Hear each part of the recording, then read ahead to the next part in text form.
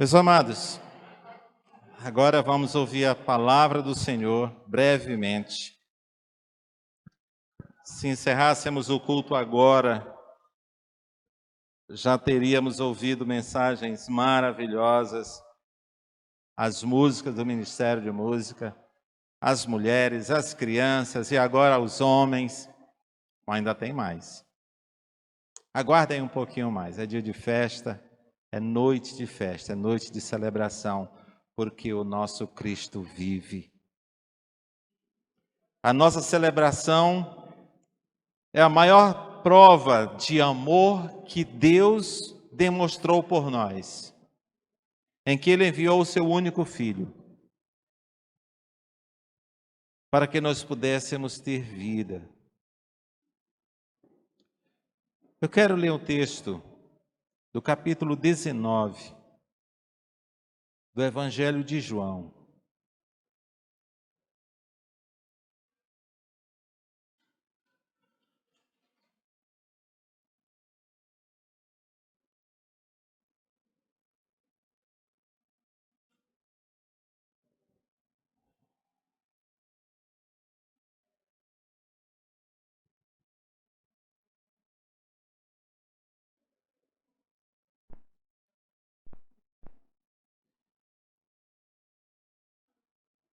Eu não vou ler o texto todo, porque ele é bastante grande, mas nós vamos ler do versículo 17 ao 30. Quero convidar você a ficar de pé em reverência à palavra do nosso Deus, que mostra quando Jesus Cristo foi preso, ele foi traído e foi humilhado.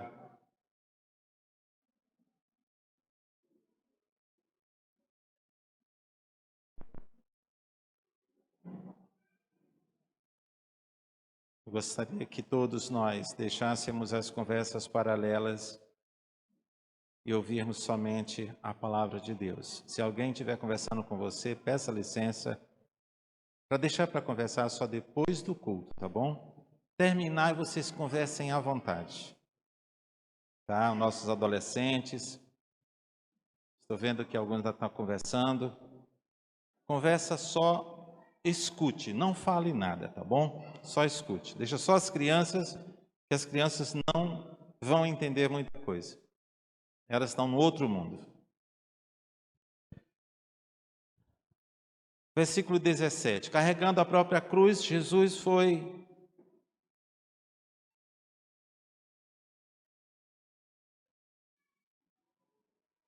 Carregando a própria cruz, Jesus foi ao local chamado Lugar da Caveira, em aramaico, Gólgota. Ali eles o pregaram na cruz. Outros dois foram crucificados com Jesus, um de cada lado, e ele no meio. Pilatos colocou no alto da cruz uma placa que dizia: Jesus Nazareno, Rei dos Judeus. O lugar onde Jesus foi crucificado ficava perto da cidade. E a placa estava escrita em aramaico, latim e grego, de modo que muitos judeus podiam ler a inscrição. Os principais sacerdotes disseram a Pilatos: mude a inscrição de Rei dos Judeus para ele diz: eu sou o Rei dos Judeus. Pilatos respondeu: o que escrevi, escrevi. Depois os soldados crucificaram Jesus, repartiram suas roupas em 4 partes, uma para cada um deles. Também pegaram a sua túnica, mas ela era sem costura, tecida numa única peça, de alto a baixo. Por isso disseram: em vez de rasgá-la, vamos tirar sorte para ver quem fica com ela. Isso cumpriu as escrituras que dizia: repartiram minhas roupas entre si e lançaram sorte por minhas vestes. E foi o que fizeram. Perto da cruz estava a mãe de Jesus e a irmã dela, Maria esposa de Cleopas, e Maria Madalena. Quando Jesus viu sua mãe ali, ao lado do discípulo a quem ele amava, disse-lhe: Mulher, este é o seu filho. E ao discípulo disse: Esta é a sua mãe. Daquele momento em diante, o discípulo a recebeu em sua casa. Jesus sabia que sua missão havia terminado. E para cumprir as Escrituras, disse: Estou com sede. Havia ali uma vasilha com vinagre, de modo que ensoparam uma esponja com vinagre e a colocaram na ponta de um caniço de isopo e a entregaram e a ergueram até os lábios de Jesus. Depois de prová-la, Jesus disse: Está consumado. Então inclinou a cabeça e entregou o Espírito. Ó Deus, não conseguimos imaginar tamanha dor. Entregar o seu único filho a morrer por um povo pecador, um povo desobediente, um povo quanto mais.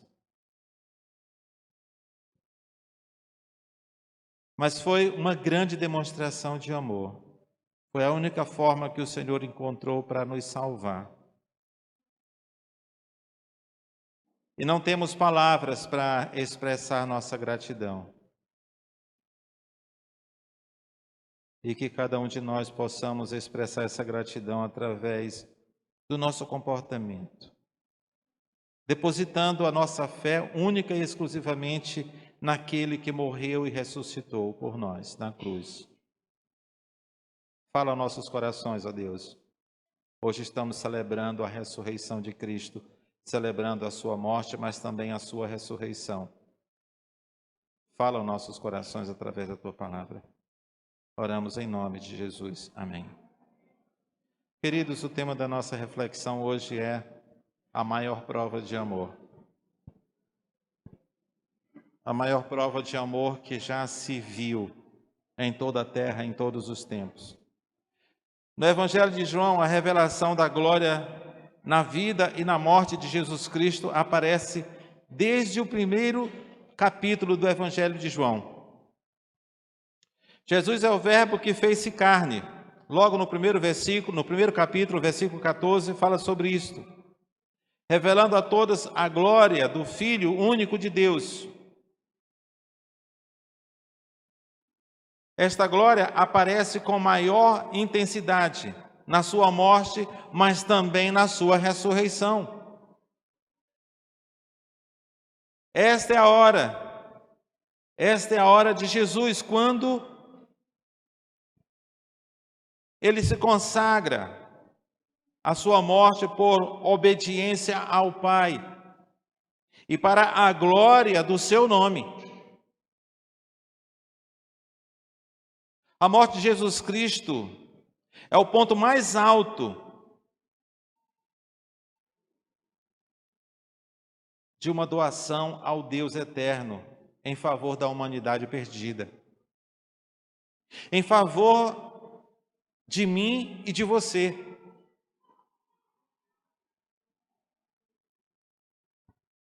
No relato da paixão de Cristo, sobre a ótica do Evangelho de João, nós encontramos informações inéditas que somente no Evangelho de João encontramos.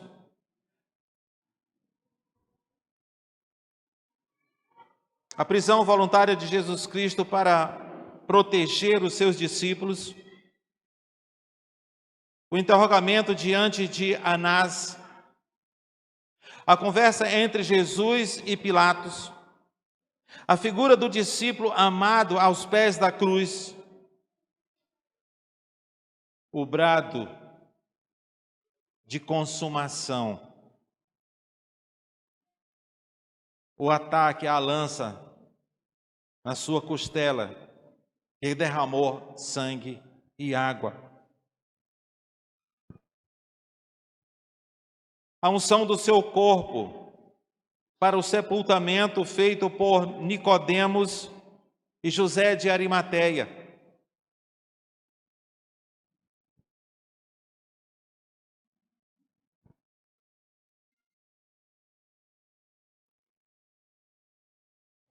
São fatos que encontrados no Evangelho de João. Os fatos que acontecem no relato da paixão não surpreendem a Jesus Cristo. Não lhe surpreende, pois tudo está escrito bem antes. São profecias que estavam se cumprindo, mas foram recebidos como cumprimento da Escritura. A paixão de Cristo foi a exaltação de um vencedor triunfante. A sua morte foi parte integral da concretização do plano divino. Ele veio com esta finalidade. Ele sabia que tinha que passar por tudo que ele passou.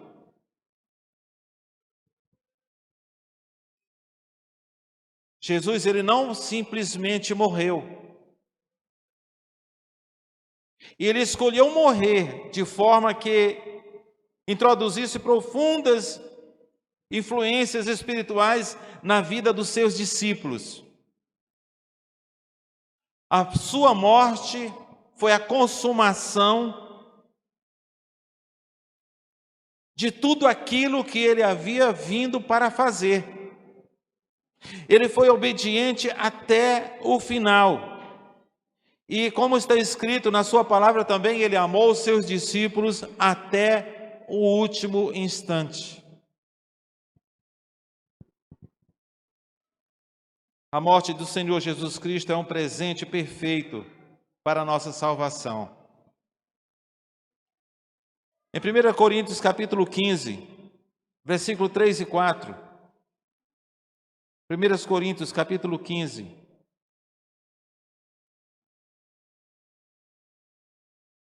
Versículo 3 e versículo 4 diz: Ele transmitiu o que era mais importante e o que também me foi transmitido.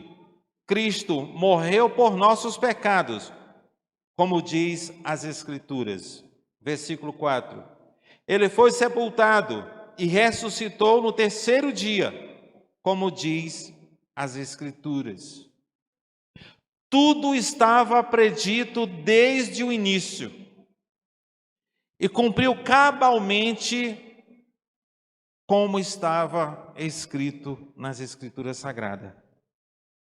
A entrega da vida em favor do cumprimento da vontade divina não está restrita somente a Cristo Jesus, mas a todos aqueles que o desejam seguir.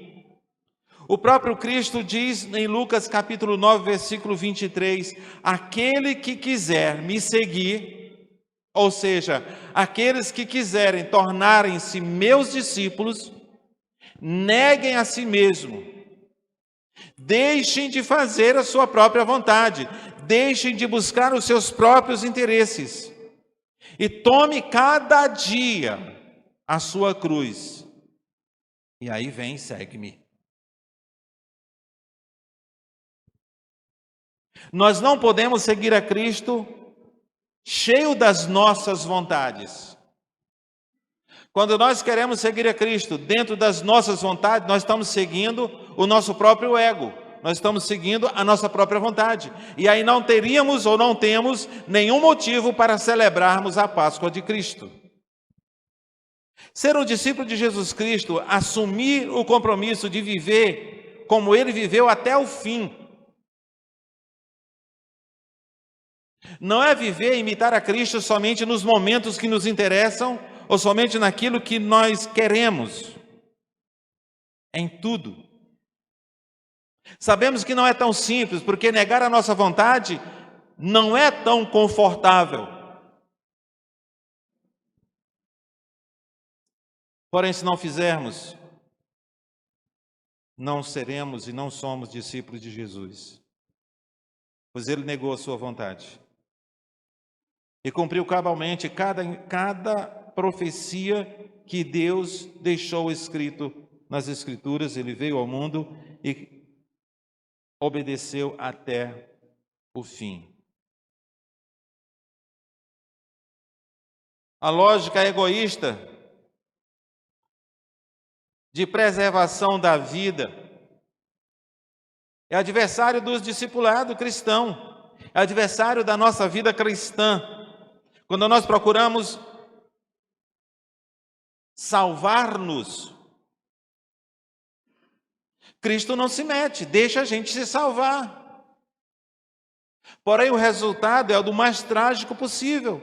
Agora, quando nós entregamos nossas vidas nas mãos dele e deixamos que ele nos controle, e deixamos a nossa vontade de lado para assumir a vontade daquele que morreu na cruz por nós, o resultado será sempre glorioso.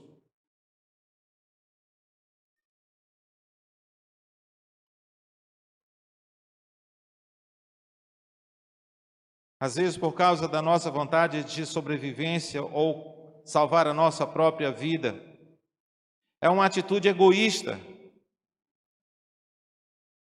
e completamente inversa àquilo que Jesus Cristo ensinou aos seus discípulos.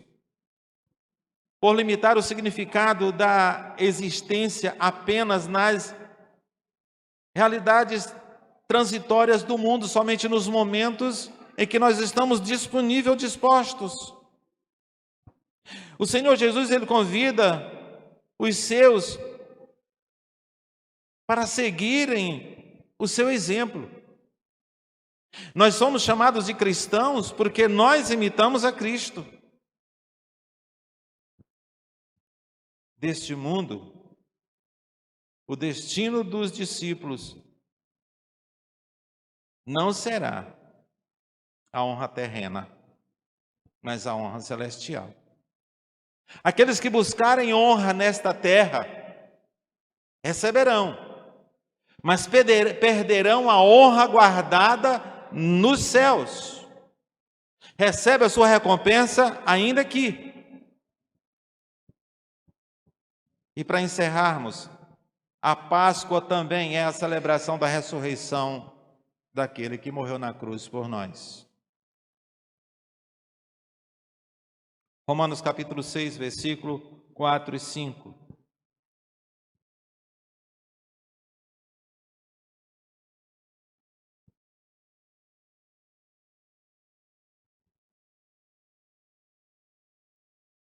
Romanos capítulo 6, versículo 4 e 5.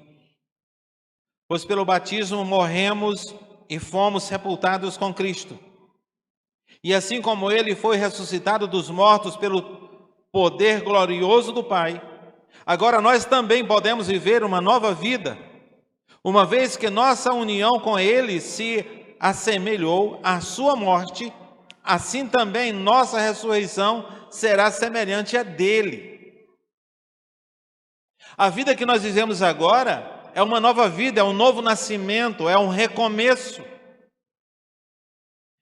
E ele nos convida a termos uma vida agora não para nós mesmos,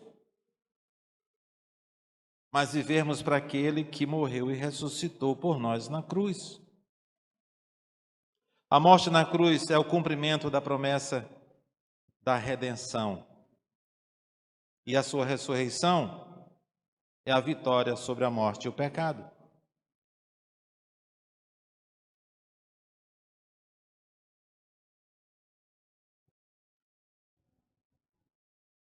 A sua morte foi cumprida cabalmente e ele não desistiu, sabia que sofreria.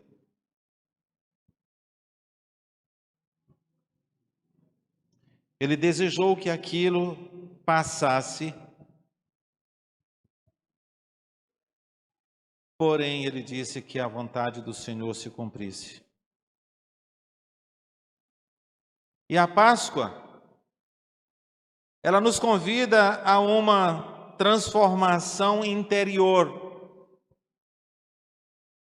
Assim como Jesus Cristo, ele foi levantado dos mortos, nós também somos chamados a vivermos uma vida nova, uma vida diferente. A Páscoa é momento de nós fazermos um auto-julgamento.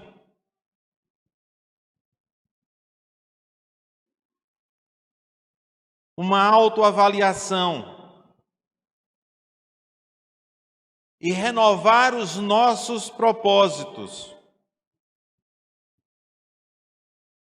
Devemos perguntar a nós mesmos: como estamos vivendo a nossa fé em Cristo? É uma fé somente superficial? É uma fé que não se compromete com o reino de Deus? É uma fé que não se compromete com o corpo de Cristo chamado de igreja? Se esta fé que você tem em Cristo não leva você a um compromisso com a igreja, que é chamada de corpo de Cristo, é preciso repensar a sua fé. E é por isso que no começo eu perguntei: qual o objetivo de você estar aqui hoje? Qual o objetivo de você vir todos os domingos? É para reencontrar as pessoas que você ama somente? É a oportunidade de se reunir para colocar as conversas em dias? Porque quando nós vimos ao templo, lugar de adoração a Deus, é para virmos com o intuito de nos oferecermos a Ele, de oferecermos a nossa adoração, de oferecermos a nossa vida, como as crianças aqui declararam, oferecer o nosso coração.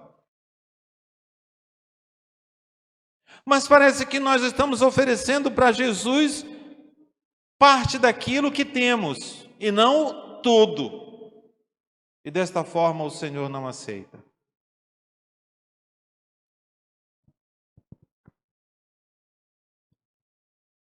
A ressurreição de Cristo nos capacita a deixar para trás os hábitos antigos.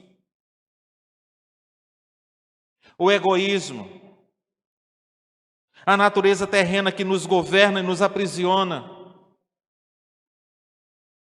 E a abraçarmos uma vida que reflita o amor e a graça de Deus. Hoje pela manhã nós estávamos estudando na escola bíblica, o nosso professor, o irmão Hélio, falando sobre o amor de Deus, como a igreja deve viver esse amor. Mas, gente, como é difícil a gente entender. Eu acho que o maior problema da igreja, irmão Hélio, é que nós não entendemos como é que o amor de Deus deve funcionar. Nós queremos amar com o amor de Deus, queremos amar uns aos outros, como nós amamos as pessoas. Nós queremos sentir este amor. O amor de Deus, que devemos amar um ao outro, é um amor que você decide, embora você não querendo, mas você decide amar. Mesmo você sendo machucado, mas você decide amar aquela pessoa. E o amor de Deus é o amor que quer o bem, que faz o bem. Você se oferece para ser útil na vida das pessoas. Esse é o amor de Deus, que não desiste das pessoas, por mais que ela lhe magoe. É um amor que é difícil da gente entender. E é difícil mais ainda de nós exercitarmos. E é por isso que a igreja não consegue viver a unidade perfeita de Deus. Como Cristo ora no capítulo 17 do Evangelho de João, para que sejamos um, como Ele é com o Pai. União perfeita. Onde se olha e vê o Pai e o Filho uma só pessoa. Que bom seria que pudessem olhar para a igreja e ver que há um corpo só, marchando com o mesmo objetivo, embora tendo pensamentos divergentes, embora tendo pensamentos diferentes, somos diferentes por natureza, mas o objetivo não pode ser diferente. É isso que deve nos unir. Mas o problema é que queremos que as coisas aconteçam do nosso jeito, queremos chegar cada um no seu lugar especial. A Páscoa de Cristo nos leva a raciocinarmos a respeito: somos igreja? Valeu a pena a morte de Cristo por nós? Valeu a pena Cristo descer do céu instituir a igreja chamada de seu corpo? Se valeu a pena, temos um mundo a ganhar. Se valeu a pena a morte de Cristo, vamos promover a unidade. Porque essa unidade não acontece como um passo de mágica.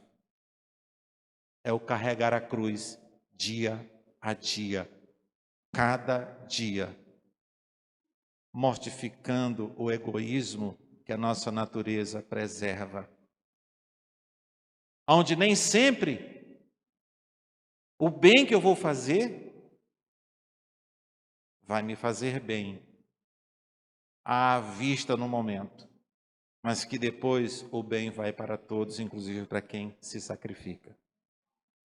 Porque Cristo, quando ele morreu na cruz, que bem poderia ser visto antes da sua ressurreição? Mas quando o poder de Deus se manifestou ressuscitando o Filho, veio o bem para todos, inclusive para ele, porque o seu nome foi glorificado. E há um povo chamado de cristãos que lhe segue, comprado pelo seu precioso sangue. Valeu a pena. Como valeu a pena a sua morte na cruz e a sua ressurreição? Como vale a pena nós lutarmos por essa unidade, mortificar a nossa natureza e fazer com que os ensinamentos de Cristo sejam reais em nossas vidas. Concluindo,